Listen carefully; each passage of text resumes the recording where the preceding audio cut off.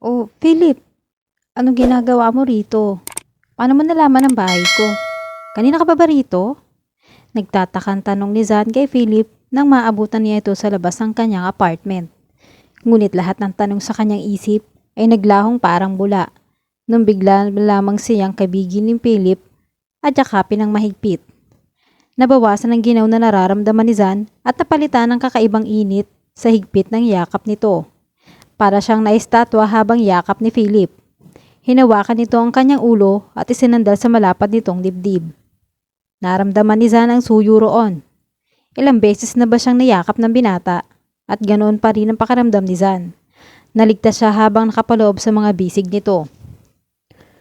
Let's not talk about how I know where you live. Of course, I have my sources.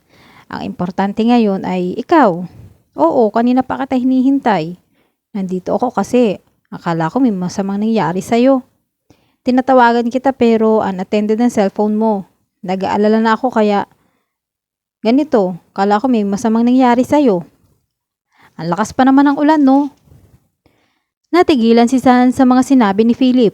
Mababakas ang pag-alala sa tinig nito. Kung ganoon ang sasalubong kay Zan sa pag-uwi ay nanaisin niyang palaging umuwi sa tirahan para mayakap ni Philip ng ganoon kahigpit. Hindi dapat niya hayaang gawin ito yon sa kanya, pero hindi niya kayang pigilin ang sarili. Hindi makapaniwala si Zan na hinintay siya nito ng mga oras na iyon. Sa kaunting panahon na kasama niya si Philip, bakit ganoon kalakas ang epekto ng binata sa kanya? Aaminin ni Zan sa sarili na napakarami nang nagbago mula nang maging magkaibigan sila. Pero walang magkaibigan na ginagawa ang mga bagay na iyon, hindi ba? Kumala si Zan sa yakap ni Philip. Hindi kasi niya kayang tagalan pa ang init na hatid ng mga sensasyong lumukob sa kanya. Pasensya ka na, lobat ang cellphone ko. Galing ako sa mall at nang pauwi na ako ay bumuhos ang malakas na ulan. Wala pa naman akong dalang payong. She felt like it was her obligation to explain everything to him. Yayayain sana kitang mag-dinner pero hindi mo na sinagot ang tawag ko. Nagpasya na lang akong puntahan ka sa apartment mo. Nag-alala ako nang sabihin ng landlady mo na hindi ka pa dumarating. Hindi ko alam kung saan ka hahanapin. Alis na sana ako para hanapin ka nang dumating ka. Huwag mo na ulit gagawin yun ha. Nag-alala ko sa'yo ng husto. Kinataba ng puso ni Zan ang mga sinabi ni Philip. She knew deep inside her heart she felt something that seemed too strong to handle. At hindi niya alam ang gagawin tungkol doon. Tinignan ni Zan si Philip nang may pagsuyo na nababasa niya sa mga ito. Tama nga kaya ang kanyang nakikita? I'm sorry kung pinag-alala kita. It's okay. At least you're safe. Pinasadaan siya nito ng tingin. Namula ang mukha ni Zan sa ginawa ni Philip. Basang-basa na ang damit mo. Halika na sa loob, baka magkasakit ka pa. Inakbalayan siya ni Philip at inakay papasok sa loob. Sa susunod, magdala ka ng payong sa bag mo o kaya tawagan mo ko para masundo kita. Lobat nga cellphone ko, ang kulit mo. Natatawan sabi ni San. Ikaw naman ang tigas ng ulo mo. Huminto pa si Philip at pinisil ang pisngi nito. Napatigil na rin si Zan nang hawakan ni Philip ang kanyang kamay at tiningnan siya ng tuwid sa mga mata. Napakalakas ng epekto niyon sa kanya. Para nagwawala ang kanyang puso. Nilapit ni Philip ang isang kamay sa mukha ni Zan at inipit sa likod ng tainga niya ang ilang hibla ng buhok niya na tumatabing sa kanya mga mata. Her heart beat so damn fast. Hindi maaring maramdaman ni Zan yun. For goodness sake, they were friends and friends should not get close to each other in that way. Pero may isang bahagi ni Zan na gustong-gusto ang mga pinaparamdam sa kanya ni Philip. Ngumiti ito ng matamis. May nabasa rin si Zan na lungkot sa mga mata ni Philip. Parang may gusto itong sabihin sa kanya na hindi niya alam kung ano. Naramdaman ni Zan ang bigat sa loob nito. Ngunit saglit lamang iyon at muling bumalik ang masayang ngiti ni Philip. Pumasok na tayo sa loob para hindi ka lamikin.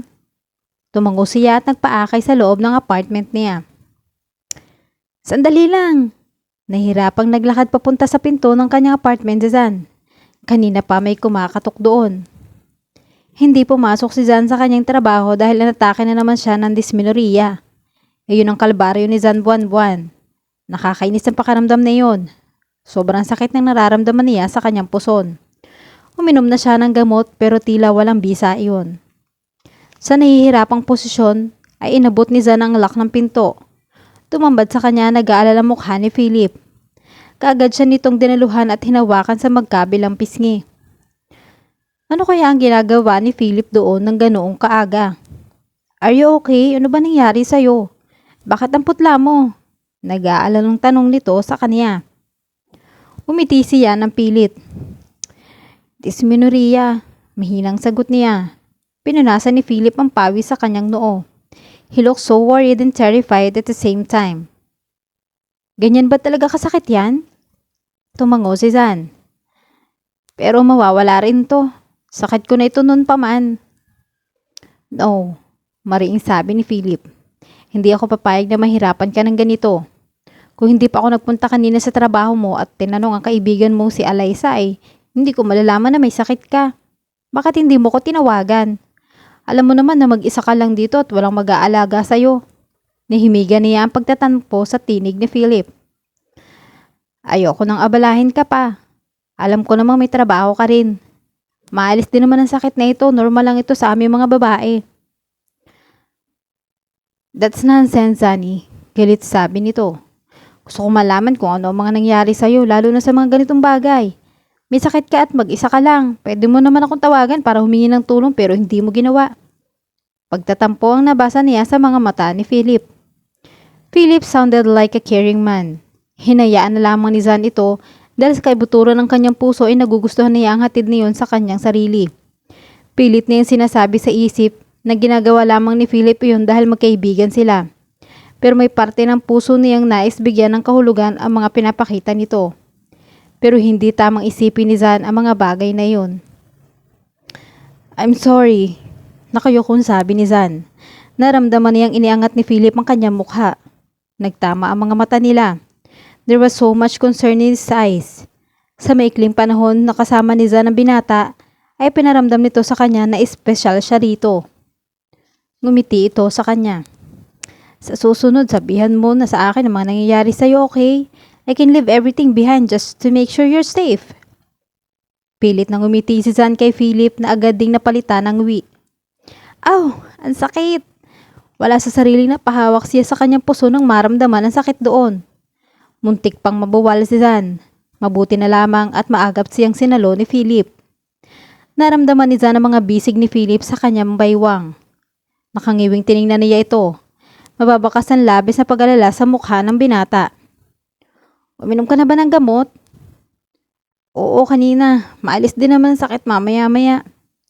Akmang hihiwalay na si Zan kay Philip nang hapitin siya nito palapit dito at walang babalang pinangko siya nito. Natigilan si Zan sa ginawa ni Philip. Nilukob ng kakaibang damdamin ng kanyang puso. Sobra-sobra na ang mga ginagawa nito para sa kanya. At tuwing kasama niya si Philip, ay wala siyang ibang nararamdaman kundi ang saya. Para hindi ka na mahirapan, nakangiting sabi ni Philip. Nasaan ba ang kwarto mo? Wala sa sariling tinuro ni Zan ang sariling silid niya. Hindi niya mapigilan ang sarili at ikinawit ang mga kamay sa batok ni Philip. Nararamdaman niya ang pag-iingat nito habang pangko siya. Pakaramdam niya ay siya ang pinakamahalagang babae sa buhay nito ng mga sandaling iyon.